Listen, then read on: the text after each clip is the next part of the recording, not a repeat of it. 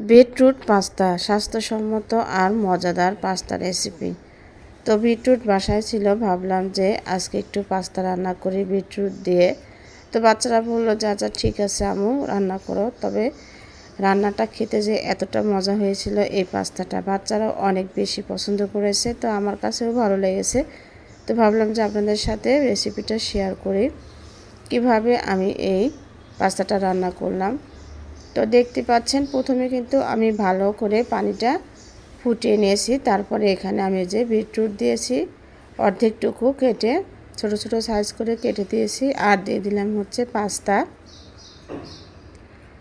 তো পাস্তাটা দিয়ে আমি এখানে কিছুটা তেল দিব, আর দিব হচ্ছে কিছুটা লবণ, যেন পাস্তাটা একটার সাথে আর একটা লেগে না যায়। তো মোটামুটি যখন পাস্তাটা সিদ্ধ হয়ে যাবে তখনই কিন্তু আমি এটা নামিয়ে নিব। তো দেখতে পাচ্ছেন আমার পাস্তাটা কিন্তু একদম সিদ্ধ হয়ে গেছে।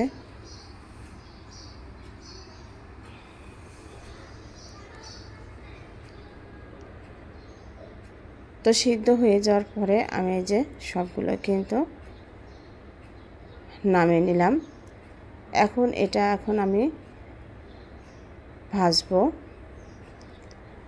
তো কড়াইয়ের মধ্যে দিয়ে দিলাম হচ্ছে কিছুটা তেল, দিয়ে দিলাম পেঁয়াজ আর কাঁচামরিচ। আর আমার বাচ্চারা পেঁয়াজটা মানে অনেক সময় ওরা খেতে চায় না, যার কারণে আমি পেঁয়াজটা অনেক কম দেই, খুঁটে খুঁটে ফেলে দেয়, মানে ওরা খেতেই পছন্দ করে না পেঁয়াজ। তারপরেও একটু না দিলেও ভালো লাগবে না, সেই কারণে আমি একটুখানি দিয়েছি। আর এখানে আমি দিয়ে দিলাম হচ্ছে একটা ডিম, আর লবণ দিয়ে কিন্তু আমি ডিমটা একদম ঝোড়া ঝোড়া করে ভেজে নিয়েছি।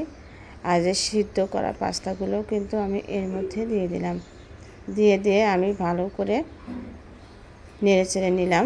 এখন দিয়ে দেব হচ্ছে টমেটো সস দিয়ে আবারও ভালো করে নেড়ে চেড়ে নিব। তো আমার পাস্তাটা কিন্তু রান্না হয়ে গেছে। তো বাচ্চারা যেহেতু স্কুলের টিফিনে নিয়ে যাবে, তো তাড়াহুড়ো করেই রান্নাটা করেছি। তো দেখেন কালারটা কতটা সুন্দর আসছে। এটা কিন্তু দেখতে যেমন সুন্দর, খেতেও অনেক বেশি মজা।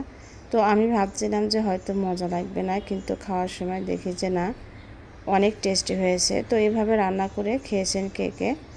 না খেয়ে থাকলে অবশ্যই একবার হলেও ট্রাই করবেন, দেখবেন খেতে অনেক বেশি মজা হয় এই পাস্তা রেসিপিটা।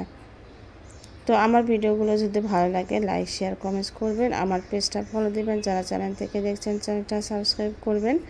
দেখা হবে নতুন কোনো রেসিপিতে, নতুন কোনো ভিডিওতে। এতক্ষণ আমার সাথেই থাকবেন। ধন্যবাদ সবাইকে। আসসালামু আলাইকুম।